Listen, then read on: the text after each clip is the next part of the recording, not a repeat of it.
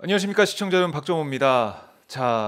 평화로 시즌 2 오늘은 목요일이 아니라 수요일에 여러분을 찾아뵙겠는데요. 그래서 정우식 평화네트워크 대표와 저 이렇게 오늘 두 사람만 여러분께 인사를 드리겠습니다. 안녕하십니까 대표님. 네, 안녕하십니까. 네. 참 둘이서 또 만나게 됐는데 네. 뭐 둘이서 방송하면 더 좋은 면도 있으니까 여러분들 너무 섭섭해하지 마시고요. 김종대 전 의원은 다음 주에 다시 뵙는 걸로 하겠습니다. 자, 현안 관련해서 저희가 좀 얘기를 나눠봐야 될 것 같아요. 현안 먼저 좀 보면 이게 좀 핫하던데 바로 이인영 통일부 장관의 영국 언론과의 인터뷰, 파이낸셜 타임즈와의 인터뷰, 이게 지금 공개가 되면서 여러 가지 말이 나오고 있고 미국 국무부에서도 비판적인 목소리가 나오고 있다는 보도가 나오고 있는데 어떤 내용인지 제가 잠깐 정리해드리면, 이인영 장관이 북한의 잠재적 위기에 대비해서 2016년 이후 미국에 의해 강화된 제재 효과를 다시 평가해야 된다. 이제는 제재가 성공적인 북한 비핵화 프로세스에 긍정적인 기여를 하는지 아닌지 살펴볼 때가 됐다라고 얘기를 했습니다. 여기에 대해서 뭐 미국에서는 아니 이게 제재 문제가 아니라 북한의 정책 문제다라고 얘기하면서 비판하고 있고, 우리 국내 보수 언론도 비판을 많이 하고 있는데요. 대표님 좀 어떻게 보셨습니까? 이인영 통일부 장관이 오랜만에 맞는 말씀을 했다. 오랜만에 하는 말씀. 저는 그렇게 생각을 하는데요. 네. 그러니까 발언의 취지는 대북 경제 제재가 북한의 핵 포기를 네. 좀 촉구하고, 또 제재가 북한 주민들에게 고통을 가하는 건 좀 최소화하는 그런 취지를 담고 있지 않습니까? 그런데 특히 2016년 이후로 미국 주도의 대북 경제 제재가 강화되어 왔는데 네. 결과적으로 역효과만 큰 것이 아니냐. 북한의 핵 포기를 촉진하기는커녕 오히려 북한이 제재에 강력히 반발하면서 지난번 8차 당대에서 나왔던 것처럼 네. 핵무력 증강을 공언하고 있는 상황이고요. 그리고 코로나 19도 있고, 또 북한 김정은 위원장도 스스로 자인한 것처럼 경제 정책의 실패도 있지만 미국 주도의 제재가 북한 주민들한테 상당한 고통을 가해 왔다는 것도 사실 아닙니까? 네네. 그래서 이런 점들을 종합적으로 재검토할 시기가 왔다는 취지의 발언인 거죠. 근데 이거에 대해서 이제 조선 중앙 동아일보를 비롯한 국내 보수 언론이 미국 정부 또 유럽 연합 이런 쪽의 반응을 이제 모아서 네. 이인영 장관을 좀 난타하고 있는 상황이 벌어지고 있는데, 네. 굉장히 좀 씁쓸한 느낌을 지울 수가 씁쓸하다. 없습니다. 네. 그러니까 지금 보면 제재로 인한 효과나 뭐 어떤 제재를 통해서 어떤 효과가 있는지, 이건 뭐 우리가 학교에서도 다 하는 거잖아요. 어떤 일이 있으면 거기에 대한 결과를 측정해보고 파악해보고 판단해보는 것은 다 하는 건데, 좀 상식적인 수준의 발언으로 볼 수도 있는 것 같은데 좀 민감하게 반응하네요, 미국에서는. 미국이나 EU에서는. 그러니까 이게 이제 조중동을 비롯한 보수 언론이 네. 우리가 기억을 좀 더듬어 보면은 2016년 특히 2017년도에 대북 제재가 굉장히 강화되지 않았습니까? 네. 그래서 이제 이 대북 경제 제재가 북한의 경제난을 가중시키고 이것이 북한 주민들의 정권에 대한 인심 위반 네. 을 가속화시켜서 결국 이건 이제 북한 체제의 위기로까지 치달을 수 있는 만큼 이것이 이제 비핵화를 촉진할 것이다. 제재 효과에 대해서 맹신을 하지 않았었습니까? 그랬죠. 조중동을 비롯한 보수 언론 또 국내의 많은 보수적인 전문가들이 그렇게 주장을 했었는데, 네. 근데 올해 1월달 북한의 8차 당대회에서 오히려 북한이 제재를 자력갱생과 자급자족을 위한 좋은 기회로 삼고, 그죠? 좋은 기회로 삼고 핵무력 증강을 하겠다라고 발표를 하니까 조중동의 반응은 그런 거죠. 근데 그럴 줄 알았다. 그러니까 안면 몰수하고 이제 말을 싹 바꾼 거죠. 말을 싹 바꾸고 있는 이런 상황이 벌어진 것이 굉장히 좀 씁쓸한 느낌을 지울 수 없게 하는 부분이 있고요. 네.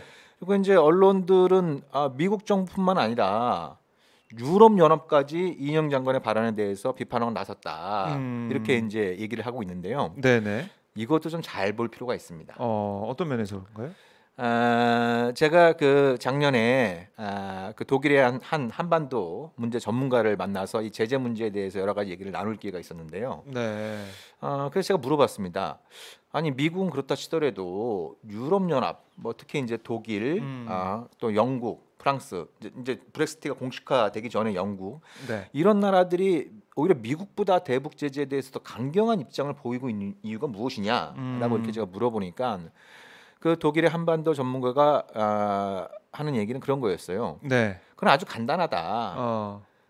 유럽 연합 국가들의 이익과 무관하다고 생각하기 때문이다. 그러니까 어. 유럽 연합 국가들의 주된 관심은 예.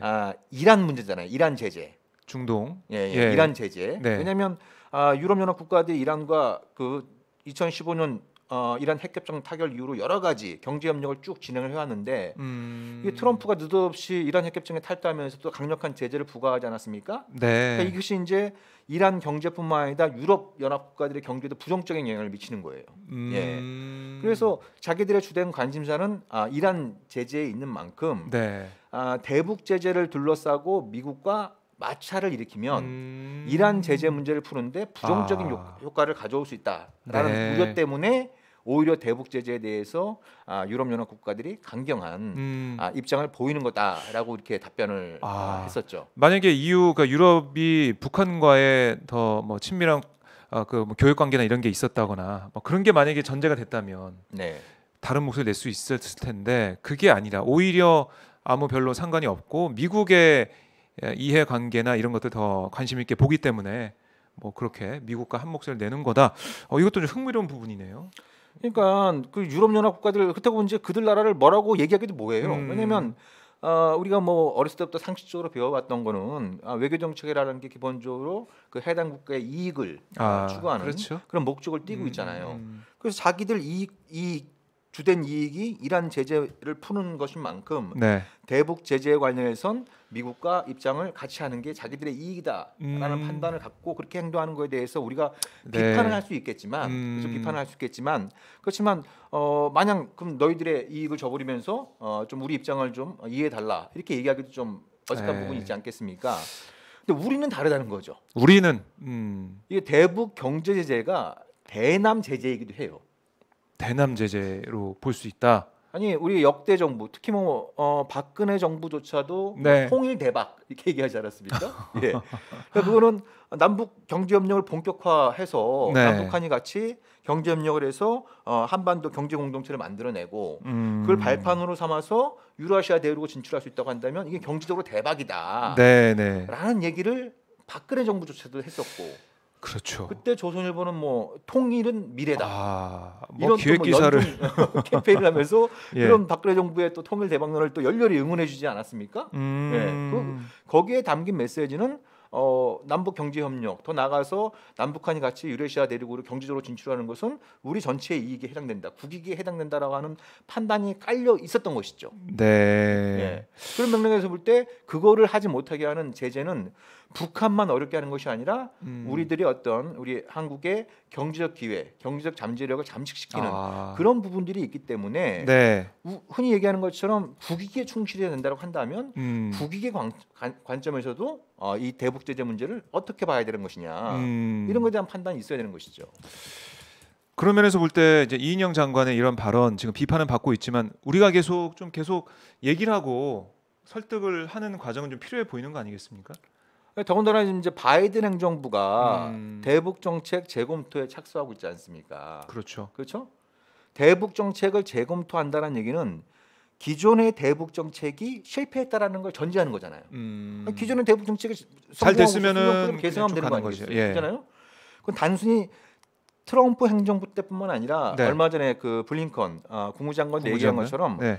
역대 미국의 행정부들을 거치면서 북핵 문제는 계속 악화되어 왔고 그런 맥락에서 볼 때 한편으로는 북한을 압박하고 다른 한편으로는 북한에 인센티브를 제공할 수 있는 그런 그러니까 원점에서부터 대북 정책을 재검토하겠다라는 입장을 밝혔잖아요. 네. 예. 근데 역대 미국 행정부들의 핵심적인 대북 정책의 도구는 제재였어요. 제재. 그죠? 예, 예. 북한이 핵실험을 하거나 미사일을 시험 발사하거나 하면 습관적으로 계속 제재를 강화시켜 왔잖아요. 네. 그죠?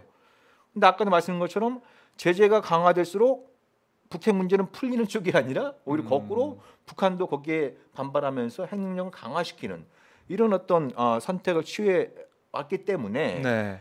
대북 정책 재검토의 핵심적인 대상은 바로 제재 문제인 거죠. 그러니까 습관적으로 계속 제재를 유지 강화시키는 방식을 계속 선택할 것이냐? 네.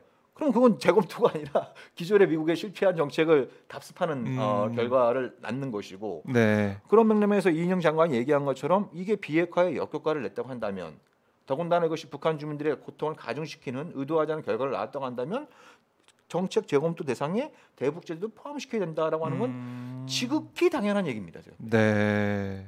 지극히 당연한 얘기인 것이죠.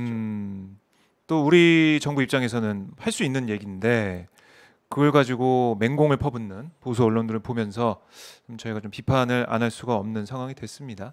감히 네. 미국과 딴소리를 하느냐 마치 이제 불경죄를 저지른 것처럼 이렇게 얘기를 하고 있는데 네. 이거 참 굉장히 좀 씁쓸한 게 이게 이제 보면은 이제 외신들이나 또 외국에 있는 한반도 전문가 특히 미국에 있는 전문가들은 주로 이제 그 조중동이나 이런 좀 큰 매체들이 영문 서비스를 많이 하잖아요. 네. 그죠? 그렇죠. 영문 서비스를 많이 하니까 그런 어떤 조중동의 이인영 장관의 발언에 대한 비판적인 얘기를 이게 한국의 전반적인 여론으로 이해할 수 있고 그것이 이제 지금 재검토에 착수한 바이든 행정부의 대북 정책에 예. 부정적인 영향을 줄 수 있는 이런 부분들이 있는 거죠. 그래서 그런 점도 있네요. 뭐 진영 논리를 떠나서 네. 아까도 말씀드린 것처럼 조중동을 비롯한 보수 언론들이 계속 했던 얘기 지난 수십 년 동안 특히 2017년 이후로 계속 얘기했던 거는 이제 제재가 효과를 볼 때가 왔다. 네. 그렇지만 안 역효과가 됐죠. 분명해졌다고 네, 네. 한다면 뭐 이게 뭐 하나만 하는 소리겠습니다만 먼저 이인영 장관을 공격하기에 앞서 네. 자신들이 과거에 썼던 사설들 또 칼럼들 예. 자신들이 무슨 주장을 했는가 그거부터 한번 다시 읽어보고 네. 이게 지금 이인영 장관의 발언에 대해서 공격하는 게 이게 좀 정당한 것인지 자신들의 과거에 했던 얘기와 어떤 점들이 배치되는지 예. 이런 것부터 좀 반성을 했으면 하는 생각이 들어요. 네. 알겠습니다. 자, 평화로를 제가 영문 서비스나 영어 서비스를 좀 하면 영어로 좀 얘기할까요? 자막을 영어로 좀 달아서 조중동의 얘기가 그 한국 사회 뭐 여론은 아니다라는 것을 알렸으면 좋겠다는 생각이 드는데. 그래서 저희 제가 몸담고 있는 평화네트워크에서 올해 중점 사업으로 영문화 작업을 좀 많이 하자. 영문화 작업을 좀 많이 하자라는 목표를 가지고 지금 여러 가지 준비도 하고 있고 일부 좀 결과물도 좀 나오고 그래요? 있어요. 네, 맞아요. 이거 좀 알려야 돼요. 뭐 그 우리 국내 목소리를 좀 알리고 평화를 갈망하고 평화를 희망하는 사람들의 그 생각을 좀 알렸으면 좋겠다. 그러니까 제가 예전에 2003년도 4월 말쯤에 워싱턴에 갔을 때 그때 이제 워싱턴에 있는 미국의 전문가들하고 많이 만났었는데 그때 그 노무현 정부가 출범한 지 얼마 안 된 시기였잖아요. 그렇네요. 노무현 정부의 대북 정책을 굉장히 친북적이고 굉장히 좀 뭐 이렇게 과격한 것처럼 이해하는 경향들이 강하더라고요. 근데 그때 돌이켜 보면은 정작 국내에서는 노무현 정부의 대북 정책이 김대중 정부의 햇볕 정책보다 후퇴하고 있는 게 아니냐. 그런 비판이 또 있었죠. 비판이 많이 있었잖아요. 비판이 많이 있었는데 워싱턴에 있는 한반도 전문가들은 정반대로 이해를 하고 있는 거예요. 그래서 국내 반응을 제가 소개하면서 왜 당신들은 그렇게 이해를 하느냐. 그러니까 자기들이 이제 한국의 언론들 보도 보면은 노무현 정부의 대북 정책이 굉장히 친북적인 거를 묘사를 하고 있다. 그래서 어떤 매체들을 많이 보느냐. 그러니까 아까 말씀드린 것처럼 조중동을 주로 보는 거죠. 조중동을 영문 서비스를 이제 주로 보면서 노무현의 대북 정책이 굉장히 좀 친북적이다. 뭐 이런 식의 어떤 이미지 메이킹이 됐었는데 그건 한국의 여론의 흐름과 굉장히 큰 괴리가 있는 것이죠. 네, 열심히 영어를 좀 배워야겠다는 생각도 들고 평화네트워크의 영문화 작업, 그 영어 관련된 프로젝트 저희가 응원을 해 보겠습니다. 자, 평화네트워크 응원 말씀을 드리니까 또 광고를 잠깐 드려야 될 것 같은데 화면에 보면 책이 한 권 있습니다. 흥미진진 핵의 세계사. 그 핵에 대한 그 얘기를 사파를 그려가지고 넣어가지고요 좀 알기 쉽게 써져 있어요. 그래서 청소년들도 읽기 좋고 핵이 어떤 건지 어떤 역사를 가지고 있는지 이걸 쭉 볼 수 있으니까요. 교양도서로 정말 좋고요. 이거 한번 보시면 좋을 것 같고 또 평화네트워크 후원할 수 있는 계좌도 지금 나오고 있습니다. 이걸 좀 참고하셔서 평화네트워크가 평화의 목소리, 평화의 그 여론을 해외에도 잘 전달할 수 있는 그 힘을 주시면 고맙겠습니다. 그 광고 효과가 있더라고요. 그 진짜요? 그 며칠 전에 네. 한 그 이제 교사 모임에서 흥민진 핵의사 기사를 그 이제 사서 봤는데 굉장히 좀 흥미롭게 읽었다. 그래서 좀 와서 그 강연 좀 해달라. 그래요? 뭐 이렇게 예, 예. 이제 요청이 들어왔습니다. 그래서 뭐 읽어보신 분들의 반응은 괜찮은 것 같아서 그러니까요. 그래서, 예, 흥미진진 네, 핵의 한번 또 세계사. 깔때기도 한번 대봤습니다. 네, 꼭 읽어주십시오. 네. 이때 이 책 소개할 때만 제일 표정이 밝으세요. 예. 다른 시간에는 그냥 뭐 무미건조하다가. 속마음은 좀 다르지만 긍정적으로 생각해야죠. 네, 여러분들 저희가 추천드리는 책이고요. 자, 저희가 뭐 준비한 다음 아이템으로 좀 가보도록 하겠습니다. 3.1절 102주년 3.1절을 맞아서 문재인 대통령 기념사가 있었어요. 뭐 언론에서는 여러 가지 예측이 좀 있었는데 과거사는 과거사대로 대응하고 또 미래지향적인 관계를 위해서 앞으로 나아가야 된다라는 그런 메시지. 과거에 발목 잡힐 수는 없다라고 하면서 일본과의 관계 개선을 위해 노력하겠다는 뜻을 문재인 대통령이 밝히는 그런 모습을 볼 수가 있었는데, 자, 이게 사실 피해자 중심주의를 얘기하면서 일본 정부와 역지사지 자세로 대화한다 뭐 이렇게 얘기하는 걸로 저희가 요약할 수도 있겠는데요. 이게 좀 가능할까라는 좀 의문이 먼저 들더라고요. 어떻게 보세요? 일단 쉽지 않은 것 같아요. 쉽지 않다. 예, 그러니까 이제 그 문재인 대통령의 발언에 대해서 네. 일본 정부의 반응은 구체적인 해법을 내놓기를 좀 기다리겠다, 또 주시하겠다라는 네. 입장이고, 그리고 지금 보면 이제 그 강창일 전 네. 의원이 그 주일 대사로 가지 않았습니까? 네. 보통 대사 가면 일본의 총리 또 외무상이 만나서 상견례도 보통 하는데 네. 아직까지 안 만났다고 하죠. 음. 그다음에 이제 정의용 외교부 장관도 취임한 지가 지금 이제 한 달 가까이 되고 있는데 네.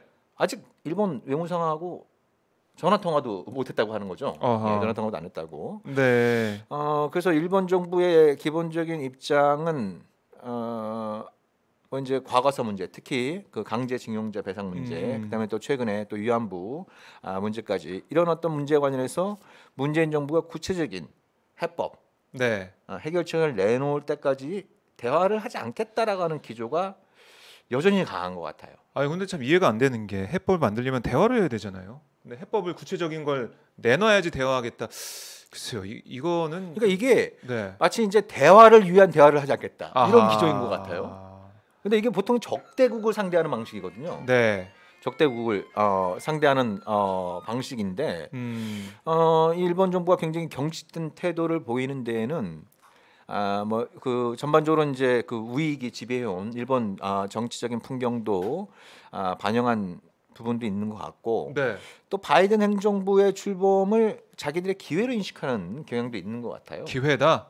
뭐 그런 건가요? 예전에 박근혜 정부 때 굴욕적인 한일 위안부 뭐 협상을 하고 협의가 있었지만 미국이 좀 일본을 위해서 좀 도와줄 거다. 그러니까 한국을 압박해가지고 과거사 문제 해결하는 쪽으로 나오게 할 거다. 이걸 좀 바라고 있는 건가요, 그러면? 그런 부분들이 좀 있는 것 같아요. 그러니까 이제 바이든 행정부가 네. 뭐 대북 정책 재검토에 착수했다고 얘기를 하지만 결과가 나오기 전부터 계속 하는 얘기가 있어요. 한미일 공조 강화, 한미일 협력 강화. 아니 그건 옛날부터 좀 해왔던 얘기 아닌가요? 그 미국의 전략 자체가 한미일 동맹을 그렇죠. 통해서 중국을 예, 견제하자는 예. 건데. 예. 그러니까 그게 이제 부시 행정부 때도 노골적으로 많이 좀 추진이 됐다가 네. 그때 노무현 대통령이 콘돌리자 라이스 백악관 안보부장관, 나중에 이제 국무장관이 된 사람이죠. 네네. 라이스를 만났을 때 뭐 독도 특강, 한일 그 역사 특강을 하면서 이 한일 관계 개선 또 한미일 안보 협력을 추구하기 위해서 일본이 과거사 문제에 관련해서 좀 더 성의 있는 모습을 보여야 된다는 점을 강조하지 않았습니까? 네, 그게 잘 그렇죠. 안 됐었어요. 안 됐죠. 예, 근데 한국에서 이제 정권 교체가 이루어지고 이명박 정부가 등장을 하고 네. 또 이제 오바마 행정부가 또 한미일 군사 협력을 강조했었죠. 네. 예. 근데 그게 이제 쭉 추진이 되다가 트럼프 행정부가 등장하면서 오히려 이제 뭐 일본을 패싱하고 아베를 패싱하고 맞아요. 그죠? 뭐 김정은과 바로 그냥 정상회담도 하고 그때 일본이 좀 힘들었었죠, 사실. 예, 그 패싱을 당해서. 예. 그러기도 하고 트럼프가 제일 중시하는 게 돈이잖아요, 돈. 예? 예. 예. 동맹 정신이고 뭐고 없고 그건 아이고, 중요한 게 돈이 아니고 최고야. 동맹이 미국의 돈벌이에 얼마만큼 기여하느냐. 아. 예. 그래서 주로 한국하고 일본은 일본에 무기를 많이 팔고 방위 분담금을 올리는 데 관심을 많이 뒀던 거죠. 그랬죠. 뭐 예. 한미일 협력보다는 어떻게 보면 돈을 좀 많이 받아낼까, 네. 분담금을 올릴까 이런 얘기만 했었죠. 네. 어. 그래서 이제 바이든 행정부의 전반적인 기조는 오바마 때까지 쭉 강화되어 왔던 한미일 안보 협력이 한미일 공조 체계가 트럼프 행정부 때 이게 확 무너진 네. 상황이니까 이걸 다시 어. 복원하겠다. 아하. 이런 기조들이 있는 거죠. 근데 제가 볼 때는 일본이 이걸 기회로 삼는다라고 말씀하셨지만 우리 정부 입장에서도 일본도 사실 이게 계속 구체적인 제안 내놔라 이렇게 하면서 고자세로 있을 게 아니라 일본도 그러면 니네도 대화의 자리에 나와가지고 협상을 해야 되지 않겠냐 이렇게 또 압박을 넣을 수 있는 거 아니겠습니까? 반대로 우리한테 압박만 들어오는 게 아니라 일본한테 압박이 갈 수 있는 거 아닌가요? 또 이제 그렇게 될 가능성이 이제 앞으로 있겠죠. 음.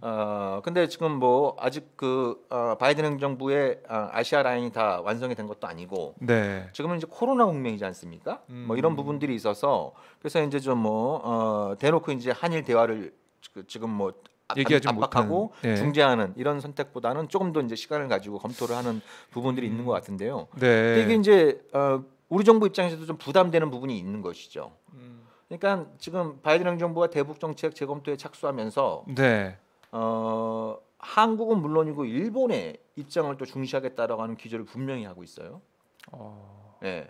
그러니까 바이든 행정부의 대북 정책에 유의미한 네. 긍정적인 영향을 미치려면 한일 간의 협의, 소통을 회복을 해서 네, 네. 뭐 100% 일치하지는 않더라도 최대한 좀 공동의 목소리를 내는 게 중요하잖아요. 네? 미국 입장에서는 그렇죠. 그런 거겠죠. 네. 네. 그러니까 과거 보면은 이제 그게 제일 잘 됐을 때가 김대중 정부 때였죠. 김대중 정부 DJ 오부치 선언도 사실 한일 관계 개선이라고 네. 하는 양자 관계 측면도 있지만 한일 관계 개선을 통해서 대북 포용 정책에 기초한 한미일 공조 체계를 짜기 위한 그런 어떤 전략적 판단에 따라 나온 것이었거든요. 네. 예, 그러니까 지금 바이든 행정부가 한미일 공조 체계를 강조하고 있는 이런 상황인 만큼 문재인 정부 입장에선 바이든의 대북 정책을 좀 더 긍정적인 방향으로 유도하기 위해선 한일 간의 좀 관계도 개선하고 네. 좀 협의도 제대로 함으로써 바이든 행정부에게 이게 한일 간의 공동의 목소리다. 네. 그래서 좀 외교적인 해법, 대화 협상에 중심을 둔 한미일 공조 체계를 만들어야 된다라고 하는 이 판단이 있는데, 네. 근데 안타깝게도 이것이 이제 일본 정부에서 판단하기엔 급한 건 한국이다. 아하. 예, 우린 급할 거 없다. 뭐 이런 식의 어떤 좀 인식을 낳고 있는 것 같아요. 네. 그러니까 이 강제징용 문제, 위안부 피해자 그 문제에 대한 판결 여기서 이걸 해결하지 않으면은 우리는 뭐 움직이지 않겠다 이런 모습을 좀 보이고 있는데 문재인 대통령이 구체적으로 하나 또 제안한 게 있어요. 그 도쿄올림픽 관련해 가지고 이걸 뭐 한일 간에 북일 간에 아니면은 북미 간에 대화를 할 수 있는 그런 기회를 만들어 가겠다라는 취지의 언급을 했는데 어떻게 보십니까? 이게 좀 현실성이 있나요? 가능해 보이나요? 그러니까 이제 시기적으로 보면은 바이든 행정부의 대북 정책의 구체적인 윤곽이 대체로 한뭐 6월 전후에서 나올 가능성이 6월. 있죠. 6월 한 전후. 올림픽이 7월이잖아요. 예, 올림픽이 7월이죠. 그러니까 네. 도쿄 올림픽 전에 바이든 행정부의 대북 정책 재검토 결과가 나오면 뭔가 이제 상황 변화가 있을 수 있고 아하.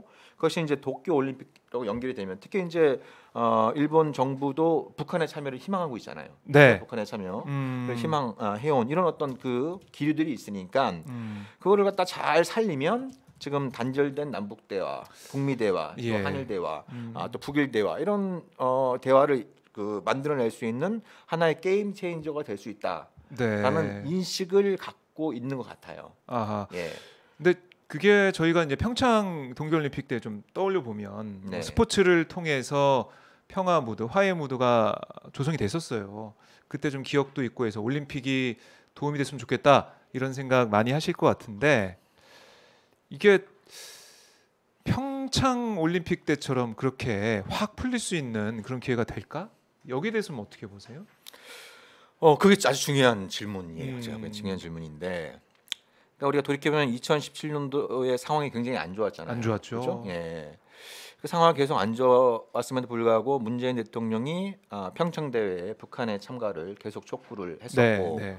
특히 이제 2017년 연말에 음. 보통 매년 3월달에 대규모의 한미 연합 훈련이 실시되잖아요. 그 훈련을 연기하겠다라는 입장을 밝히고 그걸 트럼프 대통령과도 긴밀히 협의하겠다라는 네. 그런 입장을 미국 언론을 통해서 밝혔죠. 음. 예. 그래서 이것에 대해서 김정은 위원장이 2018년 1월 1일 신년사를 통해서 오케이 평창대회 참가하겠다, 남북대회 하겠다. 네. 그리고 바로 직후에 이제 김여정 여동생 김여정을 필두로 한 이제 특사단을 파견을 하지 않았습니까? 그렇죠. 예, 그러면서 이제 본격적으로 남북 대화 이것도 이제 북미 대화로 이어지게 되는 결과를 낳았던 것이죠. 한반도에 봄이 왔었죠. 네. 예. 그래서 그때 두 가지 반전, 즉 음. 전쟁 위기를 평화의 기회로 만드는 반전. 네. 그다음에 이제 그 대화가 없는 시기에서 대화를 본격화하는 어떤 국면의 반전. 이 두 가지 반전을 이룰 수 있었던 데에는 한미 연합 훈련 연기 결정이 아주 중요하게 작용을 했다라고 볼 수 있습니다. 그러면 네. 이번에도 그렇게 이번에도 그렇게 할 수 있는 것이냐? 이제 그런 측면에서 볼 때 좀 아쉬운 부분이 있는 거죠. 그러니까 이번에는 어떻게든 뭐 훈련은 열리잖아요. 진행이 되는 거잖아요. 이제 며칠 안 그런 남은 쪽으로 거죠. 방향을 잡고 있는 것 같아요. 네. 3월 둘째 주부터 아마 다음 주나 다다음 주부터 그러니까요. 뭐 좀 규모를 축소해서 훈련을 하겠다는 입장이고 그렇게 그리고 또 된다면 보면은 예. 예. 또 중요한 게 뭐냐면 또 8월달 군사로 훈련이에요. 우리가 보통 3월달하고 8월달에 하잖아요. 예, 예. 근데 8월이 도쿄 올림픽과 패럴림픽 기간과 겹칩니다. 그러면 그 훈련도 예정대로 실시할 준비를 하면서 네. 도쿄 대회가 남북 대화, 북미 대화, 북일 대화 의 계기로 만들 수 있다라고 하는 것이 그냥 과연 양립 가능한 거냐? 아하. 라고 하는 문제가 또 있는 거죠. 또 그 점이 있네요. 그 8월에 있는 그 훈련 그걸 우리가 뭐 코로나19 상황이지만 축소해서 하겠다라고 하게 된다면 우리가 북한을 향해서 같이 뭐 공동 입장을 하든 올림픽을 통해서 대화를 해보고 소통을 하자 이렇게 하는 것 자체가 또 말이 안 되는 상황이 될 수가 있다. 북한은 한미 연합 훈련에 대해서 약속을 지키라고 얘기하면서 그거를 하지 말라는 입장인데 그걸 추진하면서 북한한테 손을 내민다?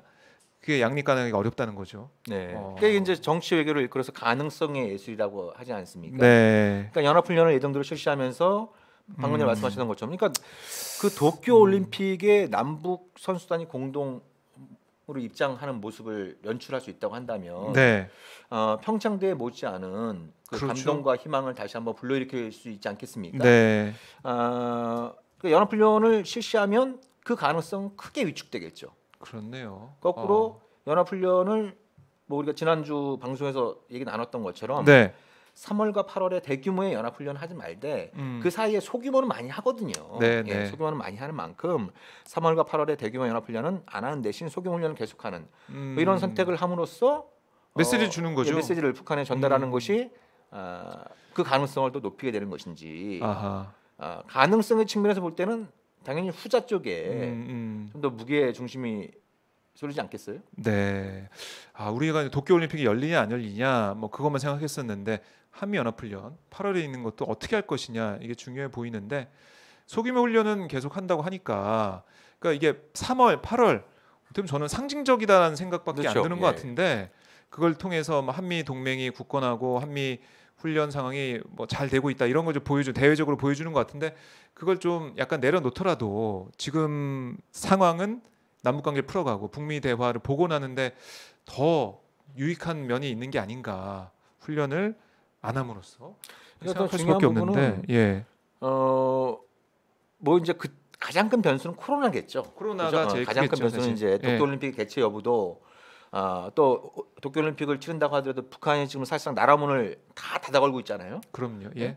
그래서 이제 그 평양 주재 이제 러시아 대사들도 이제 러시아 국경 근처까지 가서 네. 예, 거의 뭐 수레를 끌다시피 해가지고 이제 그렇습니다. 국경을 넘어가는 네. 그 정도로 이제 뭐 완전 봉쇄 조치를 취하고 있기 때문에 코로나 상황이 완화되더라도 북한이 도쿄 대회에 참가할지 여부도 좀 불분명한 건 아직은 사실이에요. 불분명하죠. 네, 불명한 네. 건 그 사실인데 그렇지만 이제 일본도 북한의 참가를 기대하고 있고 네. 그죠? 그게 이제 북일 대화로 이어지길 이제 기대하고 있고 그런 맥락에서 볼 때 일본 입장에서도 뭐 도쿄 대회 성공적인 개최가 굉장히 중요하잖아요. 네. 그래서 과거에는 한미연합훈련을 연기했을 때 막 그 일본의 아베 신조 정권이 막 반발하고 그랬었잖아요. 예. 그죠? 반발하고 그랬었지만 이번에는 좀 다를 수 있다. 이번에는 일본 같은 경우에도 도쿄올림픽의 성공적인 개최가 그럼요. 지금 굉장히 중요한 과제인 만큼 네. 뭐 한국이 또 이제 미국과 긴밀한 협의를 거쳐서 대규모 연합훈련 안 하겠다. 라는 입장을 밝힌다고 해서 일본이 과거처럼 막 반발하고 한미일 공조 체계에 문제가 생기고 이럴 일은 뭐 과거보다 훨씬 덜할 것이다. 네. 라고 생각해 볼 수 있겠죠. 뭐 이게 다 엮여 있네요. 올림픽만의 문제가 아니라 한미연합훈련 또 한미일 그 협력 관계 또 미국의 이 대북 정책이 또 어떻게 짜여질 것인가 여러 가지 것들이 얽혀 있는 상황인데요. 문재인 대통령이 3.1절 기념사에서 제안했던 내용들이 어떻게 실현되는지 저희가 계속 지켜보도록 하겠습니다. 자, 1부는 이것을 좀 마무리해보고 2부 저희가 지난주부터 집중탐구 주제 하나씩 정해서 들여다보고 있습니다. 자, 오늘 주제는 우리가 흔히 전작권이라고 부르는 겁니다.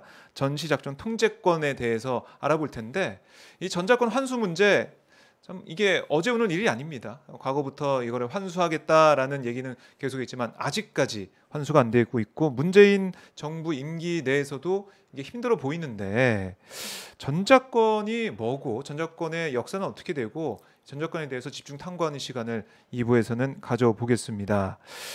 자, 뭐 번번이 무산되고 있는데요. 뭐 중요한 대목이 있겠지만 우선은 전작권의 이 역사, 환수무산의 역사라고 할까요? 이것 좀 한번 저희가 짚어보죠. 이게 참 그 역사를 좀 돌이켜 보면 네. 굉장히 좀 쓴 웃음이 나올 수밖에 없죠. 음. 네. 이건 뭐 진보 보수의 문제를 떠나서 네. 국가의 기본 음. 네, 문제를 다시 한번 좀 생각하게 하는 측면들이 많이 있는데요. 네.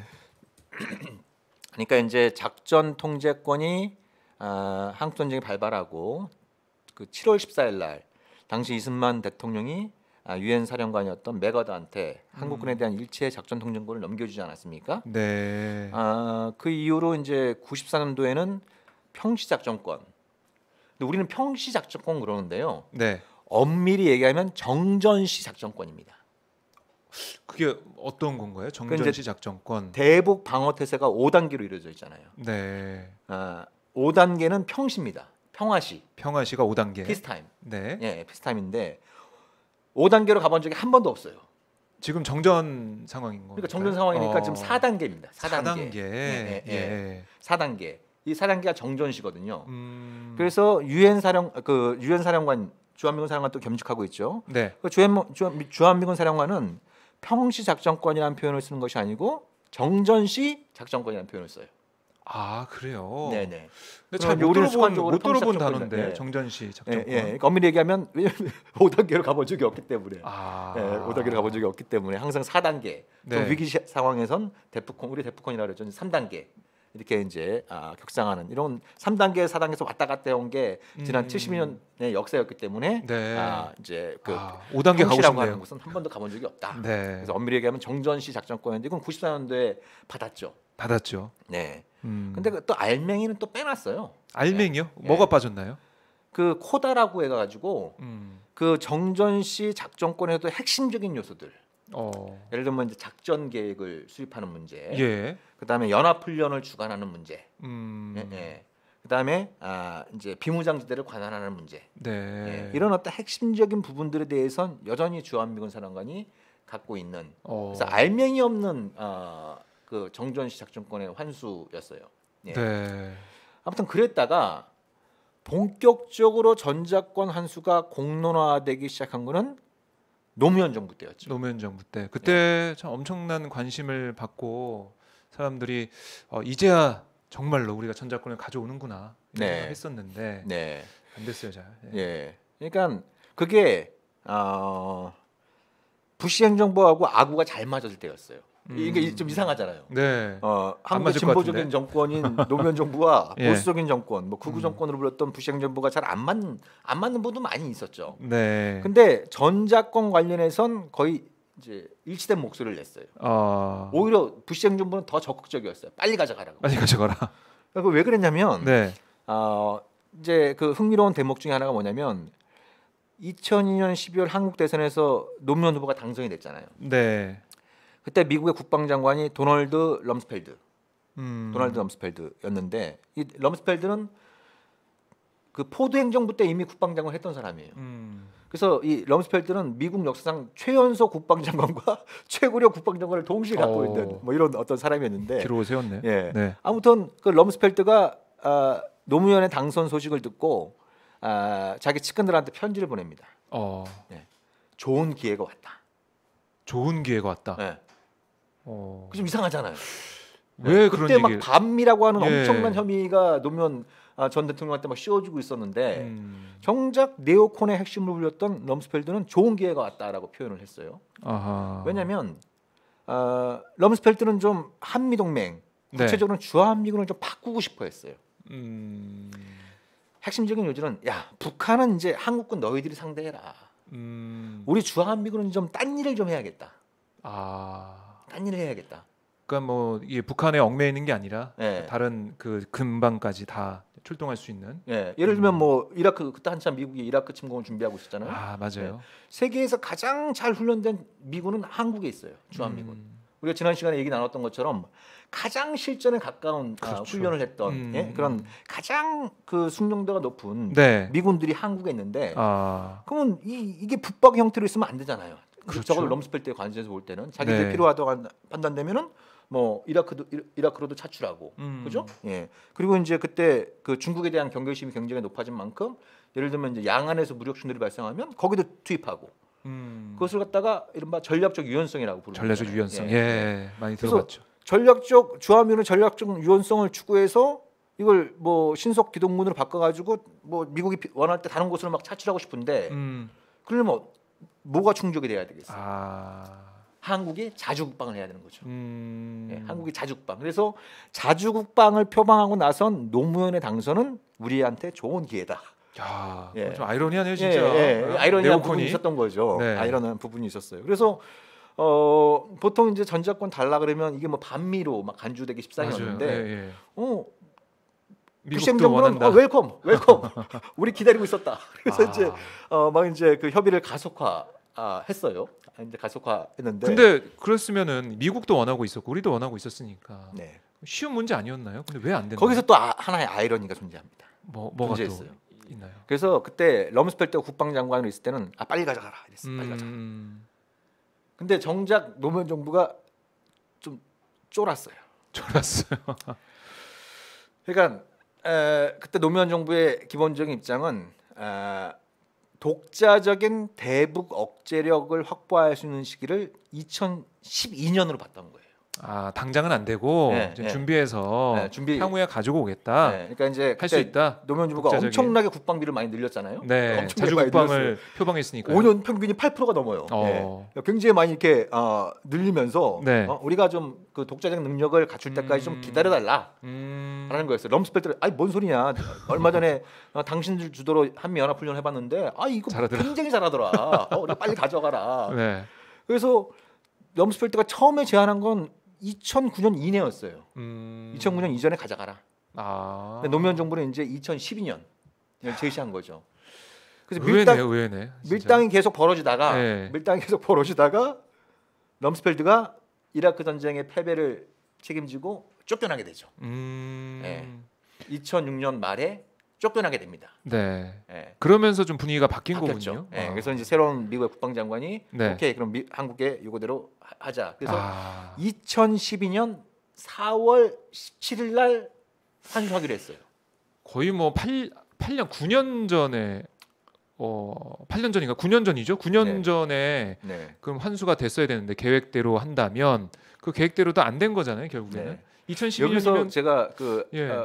왜 4월 17일인지 4월 17일. 예, 이거 상식에 도움되는 말씀인데 아, 예, 예, 상식. 예, 뭐 그냥 뭐 4월 17일이 좀 눈에 딱 띄잖아요. 네. 예, 왜 4월 17일이냐면 이승만이 메가다한테 편지를 보내갖고 우리 군에 대한 작전 통제권 행사해 주시오라고 보낸 날짜가 7월 14일이에요. 7월 14일. 네. 네. 그걸 뒤집어가지고 4월 17일이 된 거예요.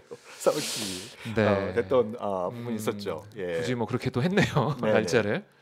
근데 2012년 4월 17일 어쨌든 지금 돌이켜 보면 지나갔어요. 지나갔는데 정권도 이제 이명박 박근혜 정권으로 가서 여러 가지 우여곡절이 있었겠지만은 이명박 박근혜 정부 때는 그 전작권 전환이 계속 연기가 되면서 미국은 요구한 걸 보니까 MD 상호 운영성 강화 이런 걸 요구하는데 미국의 요구만 다 들어주고 우리는 전작권 환수를 못하고 결과적으로 이렇게 된 거 아니겠습니까? 그러니까 이명박 정부 때 이제 2010년 네. 6월달에 한미 정상회담을 통해서 전작권 전환에 사실상 합의를 하게 됩니다. 전환을 네. 연기 합의를 그때도 하게 연기를 되고, 또 합의를 예. 했군요. 2010년 10월달 그 한미 국방장관 회담에서 네. 2015년 12월로 아 연기하기로 해요. 예. 예. 근데 시기적으로 보면 2010년 3월 26일 날 천안함에 침몰하는 사건이 발생했잖아요. 네. 그래서 지금 대다수 국민들이 알고 있는 건 전작권 전환을 예정대로 추진하다가 천안함이 침몰하고 또 북한의 위협이 이제 커지고 뭐 이런 상황들이 발생하면서 이명박 정부가 오바마 행정부한테 전작권 연기를 타진한 것으로 알고 있는데 네. 팩트 체크를 보면 그게 아닙니다. 뭐가 진실인가요? 네. 이명박 정부가 미국의 전작권 연기를 타진한 시점은 미국의 외교 전문을 보면 2010년 2월부터입니다. 2010년 2월부터예요. 천안함이 침몰하기 전부터예요. 그렇네요. 네. 그 전부터 타진을 해 왔던 거고 네. 그러면은 그게 상관관계가 떨어지는 건데. 그렇죠. 네. 그래서 주한 미국 대사관에서 좀 의아했어요. 어. 아니 왜 전작권 연기를 타진해 왔지? 그러니까 네. 자기들 남대로 분석을 해본 거예요. 근데 그때 그 이른바 친이계 네. 친박계 사이의 갈등이 굉장히 커질 때였죠. 그 행정수도 이전 문제를 두고 네. 친이계와 친박계의 갈등이 굉장히 커질 때였어요. 음. 그리고 6월 달에는 지방선거가 예정되고 있었죠. 2010년 6월 지방선거 맞습니다. 6월 달에 지방선거가 예정되어 있었죠. 네. 그래서 이명박 정부 쪽에서는 뭔가 보수층의 결집을 유도할 수 있는 의제가 필요하다. 그것이 바로 전작권 환수 연기. 그걸 통해서 친이 친박계 갈등을 봉합하고 보수 진영이 대동단결해서 6월 지방선거를 치르자라고 하는 정치적 판단 때문에 전작권 연기를 타진한 게 아니냐라고 하는 것이 당시 그게 주한 미국 대사관의 분석 내용이었어요. 아니 그럼 그게 뭐 천안함 그 사건으로 인해서 이 북한과의 갈등이 높아지고 그런 상황에서 전작권 환수를 연기했다라고 생각을 많이 했었는데 그게 아니라 정치적인 국내 정치적인 정략적으로 이걸 연기했다 이런 네. 분석이 나왔다는 거네요. 그렇죠. 그건 제 주장이 아니고 미국에서 미국 외교 전문에 그런 했다는 내용들이 나와요. 예, 외교 전문에 그런 내용들이 이렇게 나오고. 네. 그러니까 그 이제 그걸 받은 쪽이 요구를 받은 쪽이 오바마 행정부였잖아요. 그렇죠. 그래서 이제 자기들도 생각을 해보니까 그때 오바마 행정부에 어떤 기류들이 있었냐면 대북 정책 관련해선 이른바 전략적 인내를 후퇴하는 수준들이 확연하게 나타나고 있었어요. 확연하게 나타나고 있었고 또 하나 중국을 겨냥해서 아시아 재균형. 네. 아시아 재균형. 뭐 처음엔 피보트 아시아 그랬다가 이게 뭐 좀 뭐 농구하는 것도 아니고 무슨 피봇이냐 뭐 이래갖고 좀 비판을 받으니까 리밸런싱이라는 표현을 써서 이제 아시아 재균형 전략을 이제 추진하고 있었는데 네. 그 핵심이 뭐냐면 MD 미사일 방어 체제에 기반을 둔 한미일 군사 협력 체제를 만드는 거예요. 예. 우리가 일부에서 잠깐 얘기 나눈 것처럼 그렇네요. 예. 그때 뭐 거기 본격화됐다라고 볼 예, 수가 예, 있겠네요. 예, 예. 네. 그래서 오모아 쪽에서 오케이 전작권 그 전환 연기할 테니까 MD와 한미일 군사 협력을 본격화하자. 하. 라고 역제안을 해갖고 그게 상당 부분 먹혀 들어가게 되는 것이죠. 그래서 그 이후로 한미 연합훈련에 일본 자위대가 참가하고 네. 미일 훈련에 한국군이 참여하고 한미일 삼자가 모여갖고 뭐 퍼시픽 드래곤 뭐 태평양의 용 그래갖고 뭐 삼자 MD 훈련도 실시하고 그 백미 중에 하나가 이제 2002년 6월달에 2012년 6월달에 네. 그때 그 MB 정부가 몰래 한일 군사정보 보호협정을 체결하려다가 그게 이제 들통나갖고 한번 홍역을 치르지 않았습니까? 네네네. 예? 그래서 기억납니다. 그때 각하께서 독도를 친히 방문하셔가지고 독도는 우리 땅이다 이렇게 이제 플래카드도 걸면서 예? 뭐 일본은 사죄하라, 뭐 일본은 반성하라, 뭐 이렇게 뭐 또 1인 시위하듯이 그런 모습을 또 선보이지 않았습니까? 본인은 친일이 아니다. 옛날 기억이 예. 새록새록 납니다. 그게 일본 국민들한테 독도에 대한 최고의 학습 효과를 준 거예요. 그 전까지 일본 대다수 국민들은 독도가 뭐 다케시마다 일본 우익들은 막 이렇게 주장을 했지만 관심이 없었군요. 대다수 잘 모르고 관심이 많지도 않았어요. 네. 근데 한국 대통령이 처음으로 독도를 방문해가지고 뭐 이러면 사죄하라 막 이렇게 외치고 플래카드 하면서 역효과를 불렀네. 네, 그게 엄청난 역효과를 불러왔던 거죠. 역효과를 불러왔던 이런 어떤 예. 부분들이 있는데 아무튼 이제 그런 과정들을 밟았던 거죠.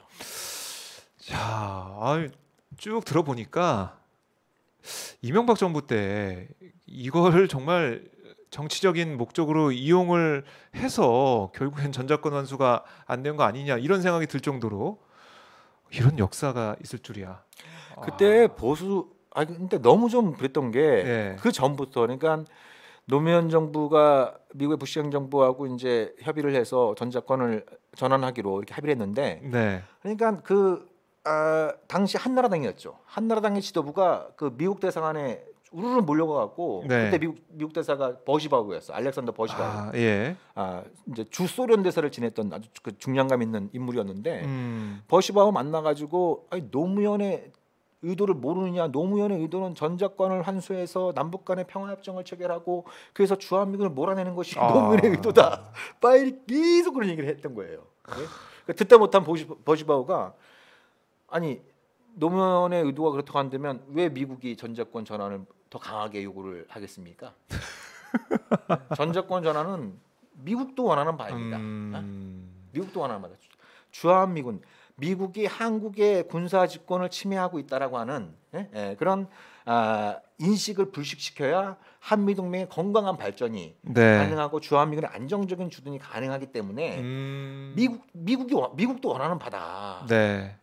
그리고 합의된 날짜를 보면 이거는 다음 정부 그렇죠. 그죠? 네. 노무현 정부 때 합의는 되지만 다음 정부 때 이루어지는 거기 때문에 이걸 갖다가 뭐 전적권 전환을 노무현하고 동일시하는 건 받아들일 수 없다.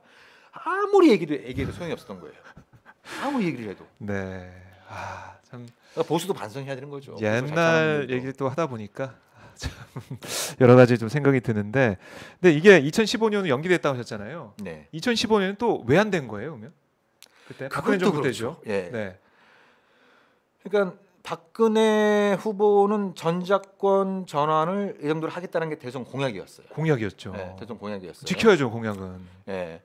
근데 2013년 상황이 한반도 상황이 많이 안 좋았어요. 예? 북한이 핵시험도 하고 미사일도 쏘고 또 그때 엄청난 규모로 막 그 한미 연합훈련을 2월 말 3월 초에 실시하면서 네. 그러면서 이제 북한이 뭐 정전협정 백지화 선언을 하고 그러면서 위기가 막 고조될 때였어요. 그래서 또 많은 사람들이 알고 있는 건 박근혜 정부가 공약을 지키고 싶었는데 네. 한반도의 안보 상황이 엄중해져 가지고 전작권 또 환수를 연기한 게 아니냐 네. 이렇게 인식할 수도 있는데 뭐 또 보통 그렇게 생각을 하겠죠. 팩트 체크를 해보면 꼭 그런 건 아니에요. 또 어떤 일이 있었나요? 2013년 5월달까지, 예. 2010년 5월달 되면 좀 긴장이 많이 수그러들 때였어요. 긴장이 좀 많이 수그러들 때였는데 5월까지는 전작권 환수를 2015년 12월로 그 예정된 전작권 환수를 예정대로 추진하겠다는 게 박근혜 정부의 공식 입장이었어요. 네. 근데 갑자기 바뀌어요. 그래요? 그래서 왜 그런 거냐? 음. 근데 그때 박근혜 정부의 외교안보 라인은 뭐 선군 정치라고 부를 정도로 불러도 좋을 정도로 육군 출신들이 거의 독식하다시피 했어요. 그 정점에 누가 있었냐면 네. 남재준 국정원장이 있었죠. 네. 남재준 국정원장이 있었는데 남재준은 그때 당시 원장에 무슨 얘기를 했냐면 전작권 환수 연기는 나의 소신이다. 이런 얘기를 굉장히 강조를 했어요. 이런 얘기를 굉장히 이제 강조를 했는데 네. 근데 그래서 이제 미국 쪽 그때도 이제 오바마 행정부였죠. 네. 오바마 행정부의 입장을 타진해 본 거죠. 또 연기해 주면 안 되겠니? 이렇게 이제 입장을 타진해 보니까 네. 미국 쪽에서 그래, 오케이, 그렇지만 좀 이런 것 좀 하자. 라고 또 다시 또 이제 조건을 걸었군요. 네, 쇼핑몰 리스트를 또 제시를 한 거죠.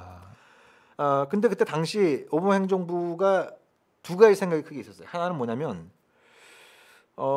북한도 걱정이지만 한국도 걱정이다. 무슨 말씀이냐면 국지 충돌이 발생했을 때 가장 큰 위험은 한국의 과잉 대응이다.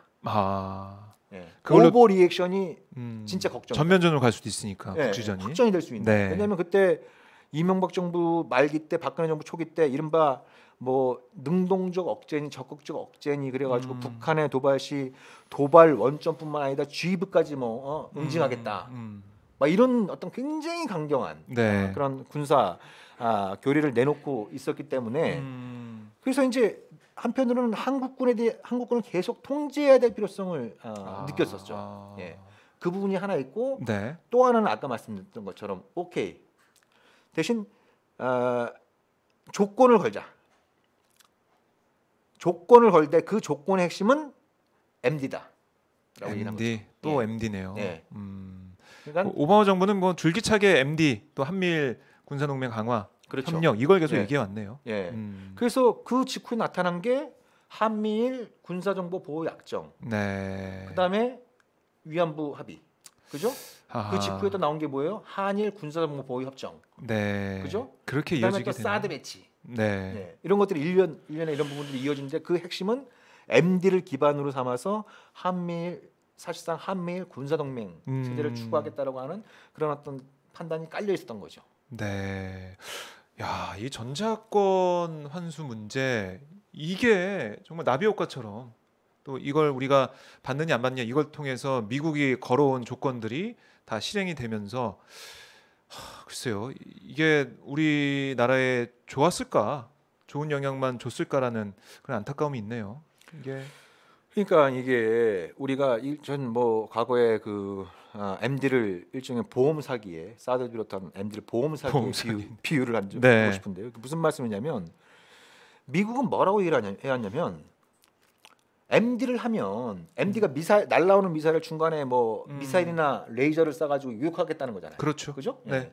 MD를 강화하면 북한이 핵과 미사일을 만들어봐야 소용없게 되는 거 아니냐. 왜냐면 그거 쏴봐야 중간에 다 유혹할 수 있으니까. 네, 그렇게 주장했죠. 네, 그래서 북한으로 하여금 MD를 강화하면 강화할수록 북한으로 하여금 우리가 핵과 미사일을 만들어봐야 다 유혹당할 수 있으니까 이게 부질없는 짓이구나. 네. 그래서 핵과 미사일을 만들어봐야 소용없는 거구나. 그래서 북핵 문제 해결에 기여할 거다라고 얘기해 왔어요. 네. 네? 결과가 어때요? 결과가 어때요? 이제 뭐 MD에 대해서는 별로 얘기하지 않고 있잖아요, 사실은. 그게 아주 중요한 포인트. 네. 왜냐하면 근데 그게 방금 전에 제가 말씀드렸던 게 말이 안 된다라고 하는 건 미국도 너무나 잘하는 거예요. 너무나 잘하는 거예요. 아니 알면서 사기친 군사적인 적대 관계에 있는데 네. 그리고 미국이 세계 최강의 공격력을 갖고 있잖아요. 네. 세계 최강의 공격력을 갖고 있는 미국이 북한의 한 줌밖에 안 되는 그 미사일 능력을 갖다가 중간에 유격할 수 있는 방패를 가지면 가질수록 북한은 어떻게 하겠어요?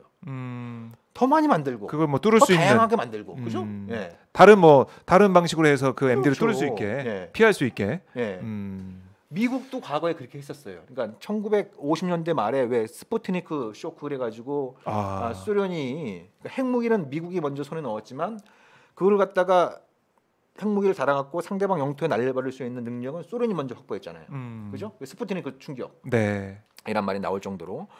그래서 이제 이러다가 소련의 핵미사일에 당하는 거 아니야? 그래서 미국이 관심을 갖기 시작한 게 MD예요. 그건 이제 소련도 미국도 ICBM을 갖게 되니까 소련도 마찬가지로 MD에 관심을 갖게 돼가지고 그렇겠죠. 방어 체계. 공격용 무기는 공격용 무기 경쟁으로 가되 또 미국과 소련이 이제 MD 경쟁이 붙은 거예요. 아. MD 경쟁이 많이 붙었는데 그때 그래서 미국이 어떤 조치를 취했냐면 유사시에 소련의 MD 기지부터 파괴해야 된다. 아. 그래서 핵미사일의 상당 부분을 소련의 MD 기지에 초점을 맞췄어요.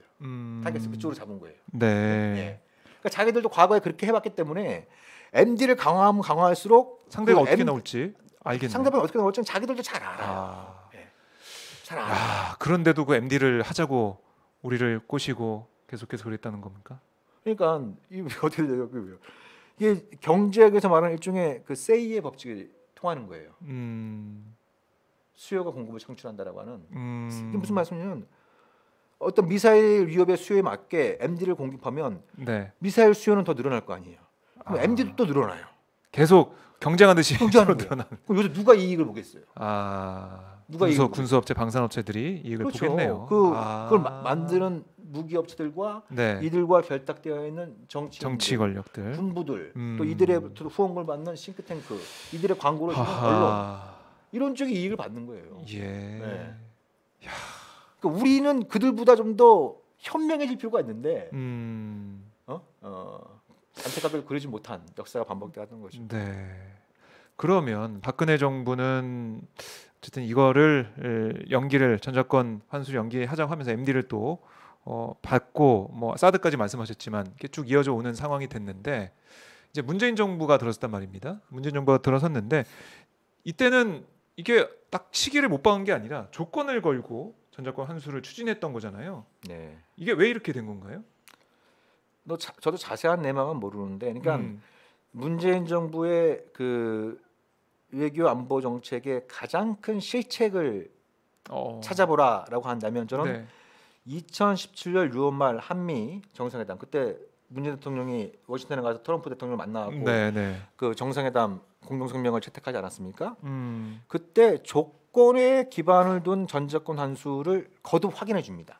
네. 그건 이제 박근혜 정부 때 합의됐던 내용인데 그게 어떻게 보면 안보 정책에 있어 가장 큰 적폐라고 할 수 있었는데 아, 그게 박근혜 정부 때 조건으로 하기로 합의를 한 거예요. 그렇죠. 먼저? 네, 그걸 합의를 했었고 그거를 변경을 했어야 되는데 시도를 했어야 되는데 뭐 시기로 못 박든 뭐 그렇죠. 이렇게. 시기로 다시 이제 조정한다든지 그때 트럼프가를 상대로는 충분히 해볼 만한 게임이었죠.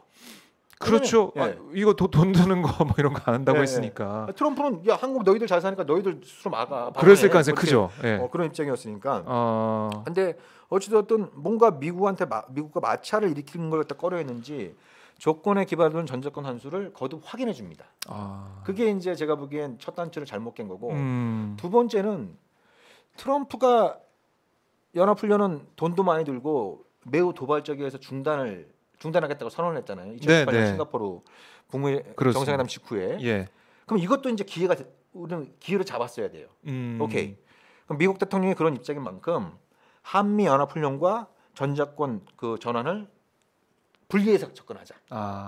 그러니까 한미 연합훈련 할 때 전작권 환수 관련된 조건이 충족되는지 그걸 평가를 하잖아요. 네네. 그러니까 연합훈련 안 한다고 했으니까 네. 이건 평가할 수 있는 방법이 없으니까 이걸 분리해서 시기로 다시 가자 뭐 이렇게 그렇죠. 얘기할 수 예, 있는 예, 거죠. 예. 그렇게 미국의 제안에서 좀 협의를 했어야 되는데 그때도 그런 노력보다는 오히려 이러다가 전작권 환수에 차질을 빚지 않을까. 그래서 좀 한미 연합훈련에 더더욱더 좀 집착하는 모습을 보였었죠. 다 그렇네요. 그 두 가지가 좀 아쉽다.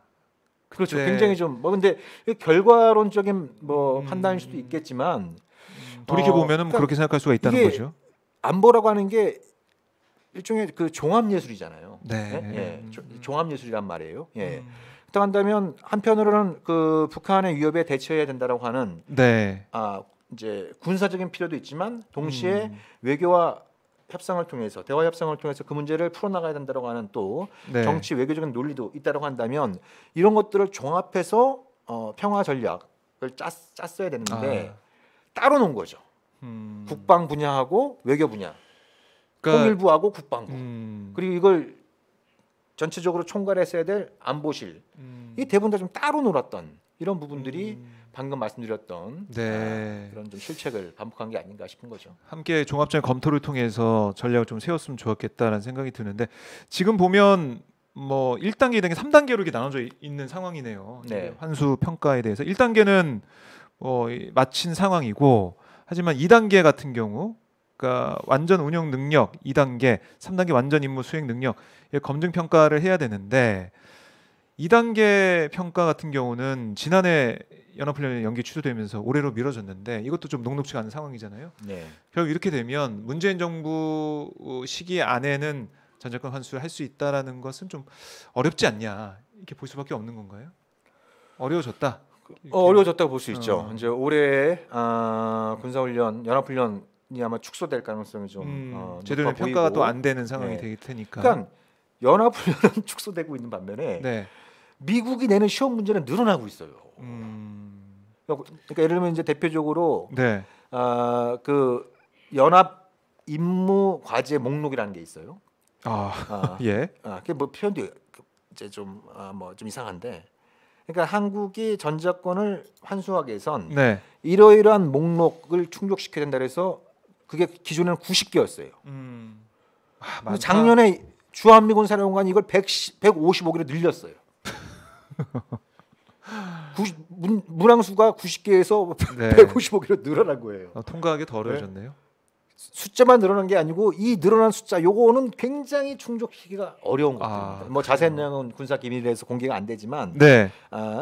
굉장히 좀 어려운 이런 내용들을 또 시험 문제를 출제하고 이거 풀어야 된다. 네. 그러니까 연합훈련은 축소되고 있지, 문항수는 늘어나고 있지, 뭐 이런 어떤 상황이 있어요. 또 어려워졌고 시기적으로도 좀 남아있는 시간적으로도 좀 쉽지가 않다 이런 말씀이신데 그러면 이 전작권 환수 문제가 문재인 정부에서도 해결이 안 되면 다음 정부로 넘어가야 되는 상황이잖아요. 그럼 이게 대선 과정에서 또 뭐 공약을 걸거나 아니면 이걸 해결하겠다라는 공약 아니면은 어떤 후보들 간의 뭐 다른 차별화가 되는 그런 얘기로 인해서 주목을 좀 받을 수 있을까 이런 또 궁금증도 드네요. 그러니까 2007년 대선 때 네. 그때 이명박 그 후보가 전작권 환수 연기를 공약으로 내걸어서 좀 재미를 봤다는 판단이 있는 거죠. 재미를 봤다는 판단이 있는데 네. 내년 3월 대선 때는 뭐 이것이 쟁점이 될지 여부는 뭐 지금 예단하기는 쉽지 않죠. 그렇지만 예를 들면 연합훈련을 예정대로 실시하고 또 북한이 그거에 대해서 반발해서 또 핵능력 강화를 과시하고 네. 그러면 이제 굉장히 상황이 안 좋게 흐를 수 있잖아요. 긴장의 고조가 된다면 네네. 그러면 또 그 얘기가 나올 수 있죠. 특히 이제 핵에는 핵이다. 네. 예. 북핵에 대한 능력을 확보할 때까지 전적 환수를 또 연기해야 된다. 예. 라는 목소리가 나올 가능성이 충분히 있죠. 야, 그러면은 이게 또 다시 미뤄지고 언제 기약할 수가 없는 그런 상황이 될 텐데요. 대표님은 그 전작권을 빨리 환수해서 네. 우리가 주권을 가지고 전작권을 행사해야 된다. 이렇게 보고 계신 거죠? 어떻게? 그렇죠. 계십니까? 그러니까 아까 말씀드린 것처럼 이제 원칙적으로는 당연히 그렇게 가야 되는데, 근데 이제 이 전작권 환수가 그 자체의 상징적인 의미도 굉장히 크지만, 네. 그러니까 이제 군사 주권을 회복한다라는 의미도 있지만 한반도 평화에서 한국의 주도권을 높이겠다라는 취지도 있는 거잖아요. 그렇죠.